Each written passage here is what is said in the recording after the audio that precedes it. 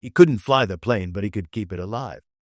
That thought hammered through Aviation Radioman second class Tommy Nakamura's mind as zero bullets shredded the air around his Douglas SBD Dauntless. 6,000 feet above the Pacific, with Lieutenant Commander Wade McClusky's dive bombers screaming down toward the Japanese carrier Kaga, Tommy gripped his twin .30 caliber machine guns and searched the sky for the fighters that wanted to kill him and his pilot. The morning of June 4, 1942, had started with hope. Now it was turning into a nightmare of smoke, fire, and screaming metal. Tommy's hands were steady on his guns, steadier than they had any right to be, but his heart hammered against his ribs like a caged bird. Below them, the entire Japanese carrier strike force spread across the blue Pacific like a deadly constellation. 4 aircraft carriers, dozens of destroyers and cruisers, the most powerful naval force Japan had ever assembled. And somehow, against all odds, the Americans had found them first. Tommy pressed his eye to his bomb sight and watched the massive flight deck of the Kaga grow larger through the crosshairs. Japanese aircraft crowded her deck like angry wasps, fighters, dive bombers, torpedo planes, all armed and fueled for an attack on Midway Island that would never come. Because Enterprise Air Group had found them first. Nakamura. Lieutenant Junior Grade Frank Henderson's voice crackled through the intercom from the pilot's seat ahead. 3 zeros coming in from our starboard quarter. I'm going to have to throw us around some. Roger that, Mr. Henderson, Tommy called back, swinging his guns toward the incoming threat. I got your 6 covered. The first 0 opened fire at 800 yards, too far for accuracy, but close enough to make Tommy duck as tracers streaked past his head. He could see the rising sun emblems on the fighter's wings, could make out the pilot's leather helmet through the canopy. The Japanese ace was good. His 0 pulled into a perfect deflection shot that should have cut their Dauntless in half. Should have. But Tommy had other plans. He opened fire with both guns, sending a stream of .30 caliber rounds into the 0's path. The Japanese pilot, forced to break off his attack run to avoid the defensive fire, pulled up and away. 1 threat neutralized. 2 more to go. Nice shooting, Tommy, Henderson shouted over the engine noise. Hang on, we're going in. The Dauntless nosed over into its attack dive, and Tommy felt his stomach drop toward his boots. This was it. This was the moment that would decide the fate of the Pacific War. If they could hit the Japanese carriers, if they could catch them with their planes still on deck, loaded with bombs and fuel, they might just turn the tide of this whole war. But first, they had to survive the next 3 minutes. 6 hours earlier, Tommy had been eating powdered eggs and burnt coffee in the mess hall of the USS Enterprise, trying not to think about what the day might bring. The carrier had been steaming northwest through the pre-dawn darkness, hunting for the Japanese fleet that intelligence said was coming to attack Midway. The problem was finding them.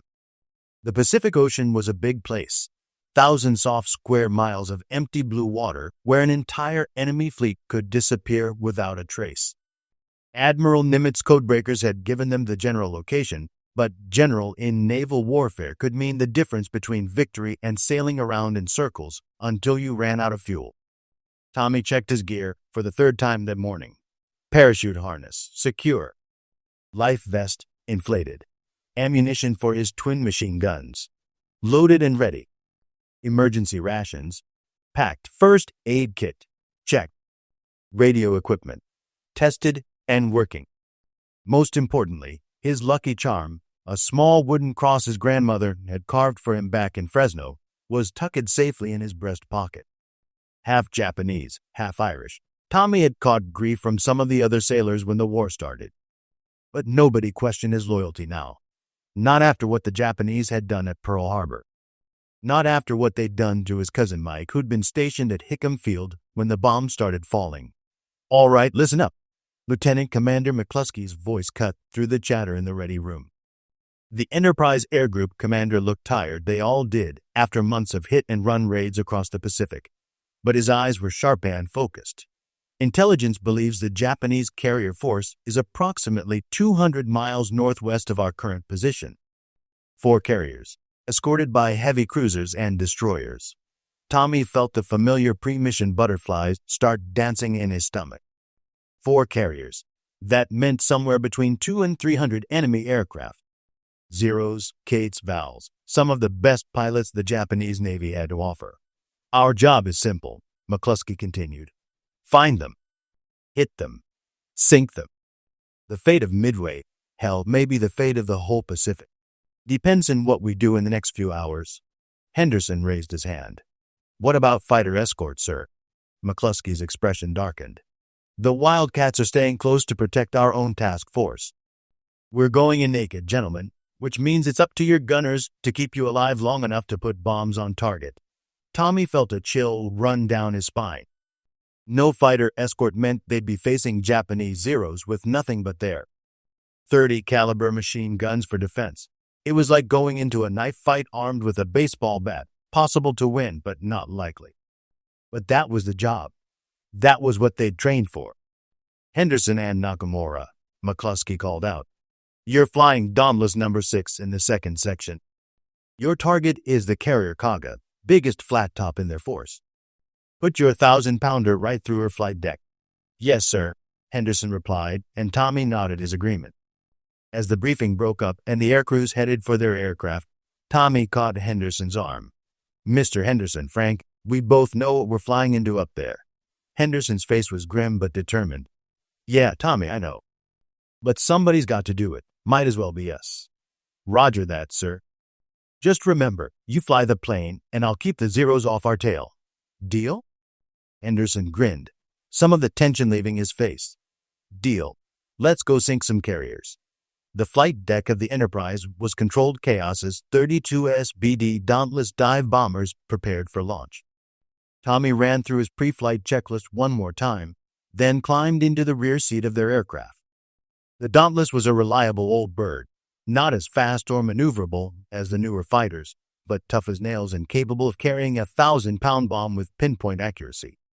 More importantly, it had twin machine guns in the rear cockpit. And Tommy Nakamura knew how to use them. The carrier turned into the wind, and one by one, the Dauntlesses roared off the flight deck into the gray morning sky.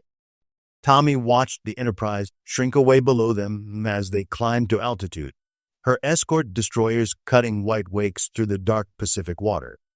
Somewhere out there, the Japanese fleet was steaming toward Midway, confident in their superiority, certain of victory.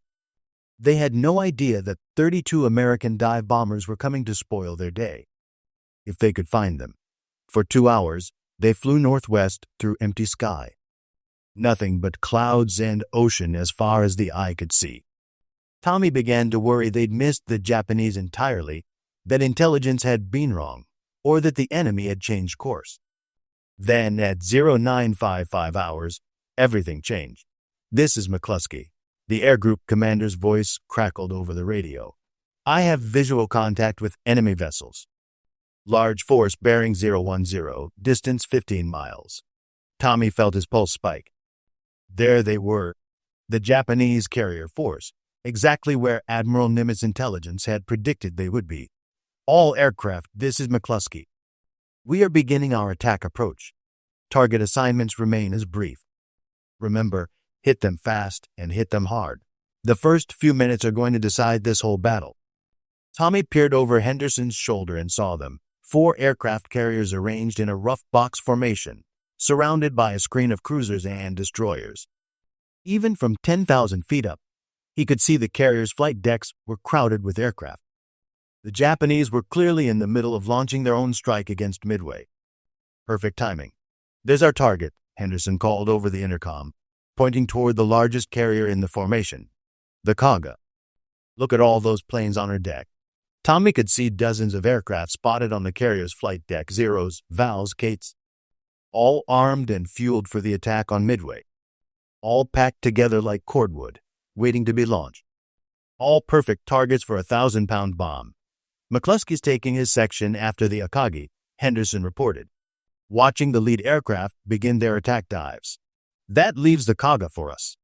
I can see her anti-aircraft guns training on us, Tommy warned, watching the carrier's deck as gunners swung their weapons skyward. They know we're coming. Then we better make this count, Henderson replied grimly. All aircraft, this is Henderson. We're going in. Stay tight and watch for fighters. The Dauntlesses rolled into their attack dives, one after another, screaming down toward the Kaga at 300 miles per hour. Tommy felt the familiar sensation of diving in a Dauntless, the way the whole aircraft seemed to shudder and shake as it built up speed, the way the wind howled through the dive brakes, the way his ears popped from the rapid altitude change. And then the Japanese fighters found them. Zeros, Tommy shouted into his microphone. 6 of them, coming up from below. The Japanese fighters had been circling above their own fleet, waiting for exactly this kind of attack. Now they climbed toward the diving American bombers like angry hornets, their machine guns and cannons already firing. Tommy swung his guns toward the nearest Zero and opened fire. The Japanese pilot was good.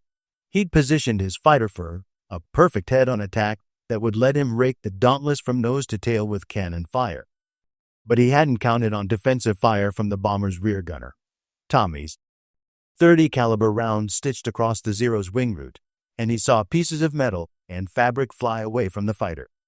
The Japanese pilot, suddenly faced with accurate defensive fire, broke off his attack and dove away. "Good shooting," Henderson yelled. But we got more company. 3 more Zeros were climbing toward them, their guns already winking with muzzle flashes. Tommy could see the tracers streaming past their aircraft, some so close he could feel heat as they zipped by his head. "I'm gonna have to start jinking," Henderson warned. "Hang on," the Dauntless rolled left, then right, then left again as Henderson threw the bomber around the sky, trying to throw off the Japanese fighter's aim. Tommy held onto his guns and tried to keep his breakfast down as G-forces pushed him deep into his seat, then lifted him against his harness straps. A Zero flashed past their starboard wingtip, so close Tommy could see the pilot's face through his canopy. The Japanese ace was young, maybe 22 or 23, with the confident expression of someone who'd never been shot down. Tommy decided to change that. He swung his guns around and caught the Zero just as it pulled up from its attack run. His first burst went wide, but his second caught the fighter square in the engine. Black smoke began streaming from the Zero's cowling, and Tommy watched with grim satisfaction as the Japanese fighter rolled over and dove toward the ocean. 1 down, but there were still plenty more where that one came from. 2,000 feet, Henderson called out, his voice tight with concentration. "I can see individual sailors on her deck."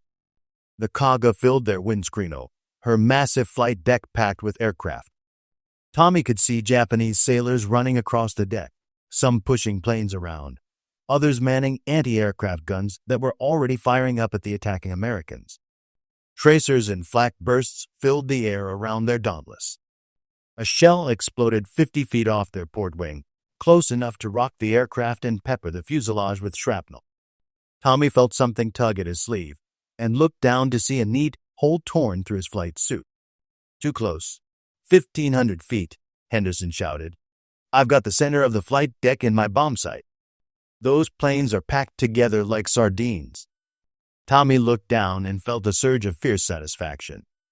The Japanese had been caught completely off guard. Their aircraft were still spotted for takeoff, loaded with fuel and ordnance, perfect targets for American bombs. If Henderson could put their 1,000-pounder into that crowd of aircraft. Zero coming in fast from starboard, Tommy yelled, swinging his guns toward a Japanese fighter that had somehow gotten through the other bomber's defensive fire. This pilot was different, older, more experienced. His Zero came in low and fast, cannon blazing, clearly intending to shoot down the lead American bomber before it could release its bomb. Tommy opened fire with both guns, walking his tracers across the Zero's flight path. The Japanese pilot was forced to pull up to avoid the defensive fire, spoiling his attack run. But he wasn't giving up. Tommy could see him banking around for another attack. 1,000 feet, Henderson called. "Almost there. Keep those fighters off me for another 30 seconds. 30 seconds. In aerial combat, 30 seconds was an eternity. Tommy swung his guns back and forth, searching for targets, ready to defend their bomber against any Japanese fighter that tried to interfere with their attack run. The Kaga's anti-aircraft guns were firing everything they had. The sky around their Dauntless was filled with black puffs of flak, tracers, and the bright flashes of exploding shells. Tommy felt shrapnel ping off the aircraft's armor plating and prayed that nothing vital got hit. 800 feet. Henderson's voice was calm now, focused entirely on his bomb sight. I can see the details on those Japanese planes. Zeros, valves, gates, all fueled and armed. Tommy looked down at the carrier's flight deck and felt a moment of genuine awe. The Kaga was huge, over 800 feet long, with a flight deck that could handle dozens of aircraft at once. She was one of the most powerful warships in the Japanese Navy, veteran of the attack on Pearl Harbor, victoring a dozen battles across the Pacific. And in about 10 seconds, Henderson was going to put a 1,000-pound bomb right through her heart, 600 feet. Bomb bay doors open. Tommy could see individual Japanese sailors now, some of them pointing up at the diving American bombers, others running for cover. A few brave souls were still manning anti-aircraft guns, sending streams of tracers up toward the attackers, even though they had to know it was too late to stop the attack. "Release," Henderson shouted. Tommy felt the Dauntless lurch upward as their 1,000-pound bomb dropped away. Henderson immediately pulled the aircraft into a steep climbing turn, diving brakes extended, pulling them out of their attack dive and away from the carrier's guns. Tommy twisted around in his seat to watch their bomb fall toward the Kaga's crowded flight deck. For a moment, the 1,000-pounder seemed to hang in the air, a dark speck against the blue sky. Then it struck the carrier amidships, right in the center of the aircraft part. The explosion was tremendous. Tommy saw a flash of orange fire, then a towering column of black smoke shot through with secondary explosions as the Japanese aircraft began to detonate. Fuel fires spread across the Kaga's flight deck, and more explosions rippled through the carrier's hull as aviation gasoline tanks ruptured and caught fire. "Direct hit," Henderson whooped over the intercom. "We got her." "Look at that carrier burn." Tommy watched in fascination and horror as the Kaga began to die. More American bombers were diving on the carrier now, adding their bombs to the inferno. Each explosion sent more flames and smoke skyward. Within minutes, the entire forward half of the carrier's flight deck was a sea of fire. But their job wasn't finished yet. They still had to get home.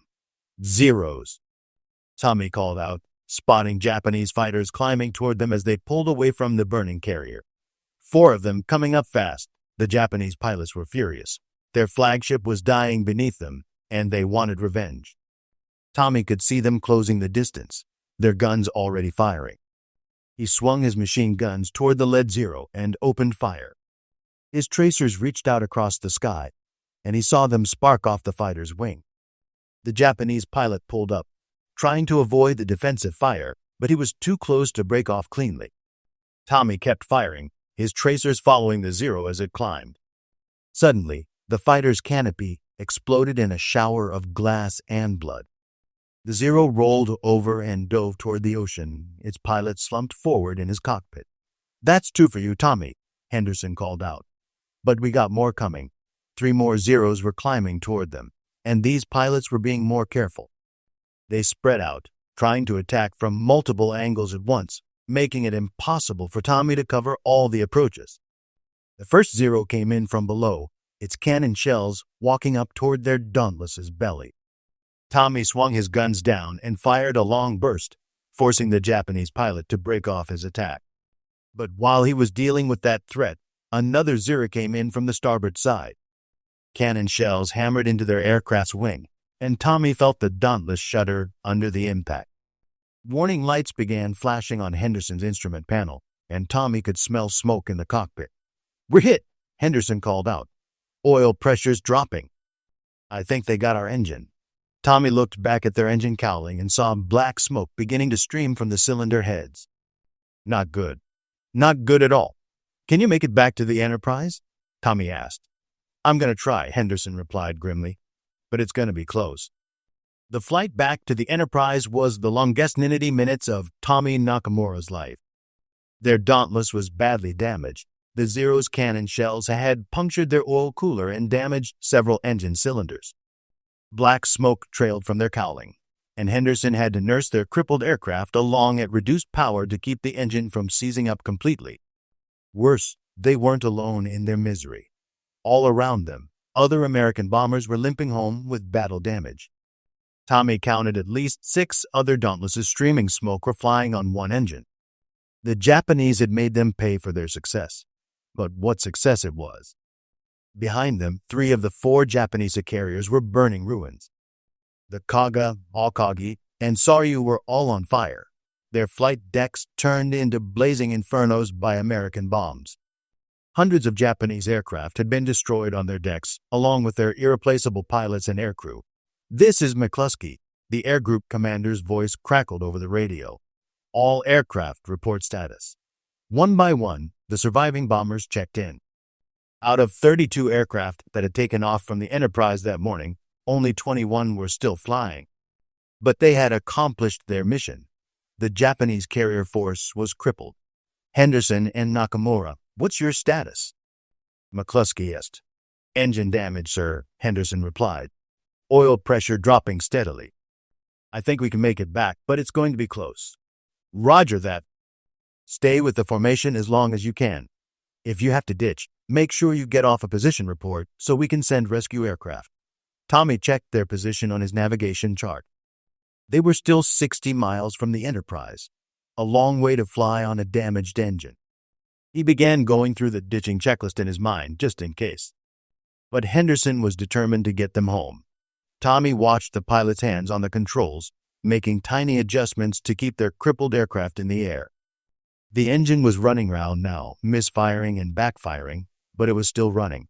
"How's our fuel?" Henderson asked. Tommy checked the gauge.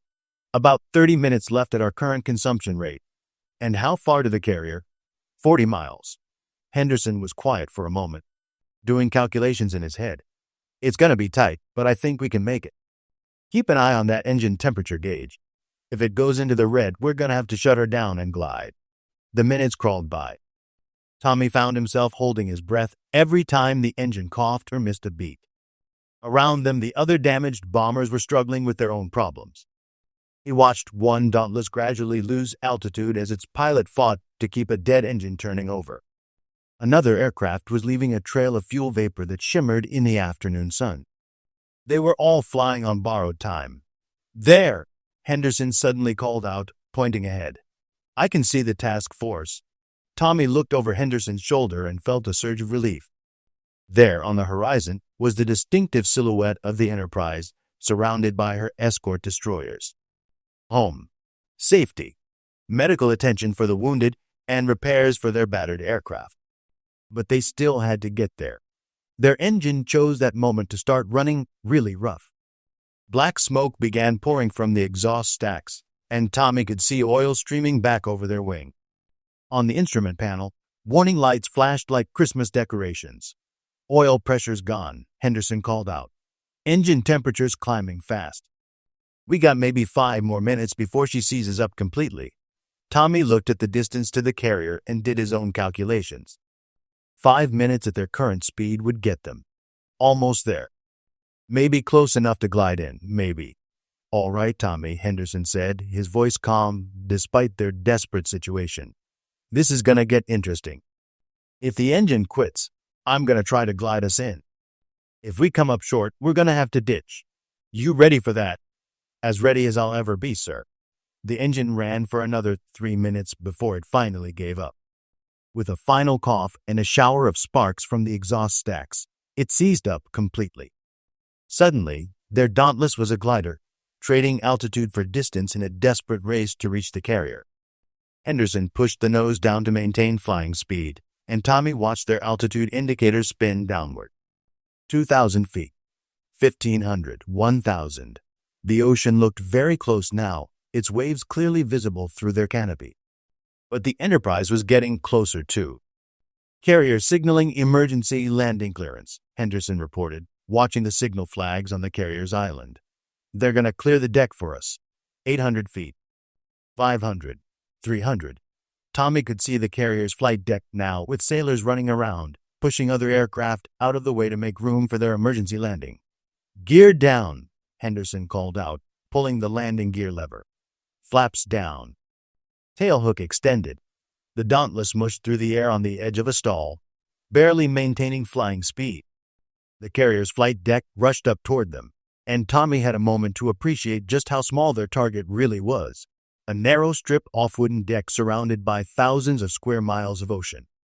Henderson brought them in low and slow, trying to catch the number 3 arresting wire. Tommy felt the aircraft settle toward the deck, then heard the screech of rubber on wood as their wheels touched down. For a moment, he thought they were going to roll right off the other end of the flight deck. But then their tailhook caught an arresting wire, and the Dauntless jerked to a stop so suddenly that Tommy was thrown forward against his harness straps. They were down. They were safe. They were home.